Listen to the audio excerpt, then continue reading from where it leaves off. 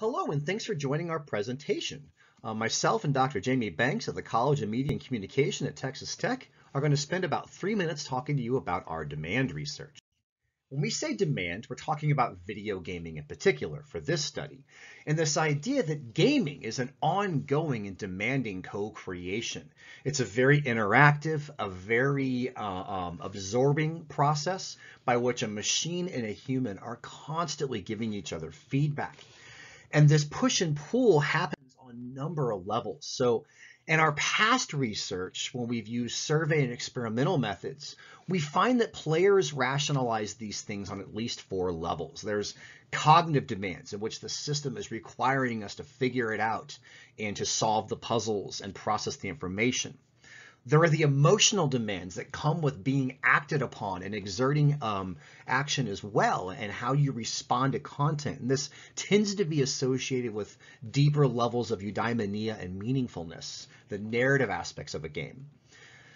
Exertional and controller demands, these physical processes of actually exerting energy, as well as learning and understanding control interfaces, the user experience aspect. And finally, the social demands that come from understanding either the human actors in a system or the non-human actors in a system, and how we go about processing them in terms of things like social presence and various notions.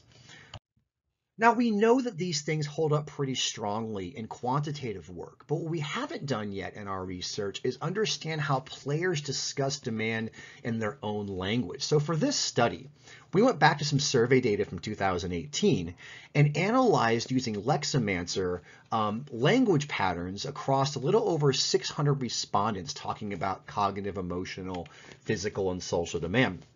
And our project follows some open science practices, including sharing data and materials. And we welcome you to check those materials out, analyze them for yourself, and let's have an ongoing conversation. Cognitive and physical demands, the left and right of the screen, the patterns of language more or less match the patterns of data in our prior quantitative analyses. Cognitive demands about engaging, coordinating, understanding, solving puzzles and things like this. Physical demands are very much about that physical controller, as well as a consideration of how quickly I have to move and act and exert my own energy. Emotional demands, we learned some new things. And so we did replicate the focus on narrative and eudaimonia, but we also had an unexpected focus on just very basic emotions, as well as social emotions that are kind of tied into interaction. And then finally, with social demands, we found that players were very different based on humans, which were about sociality, and non-humans, which were about authenticity.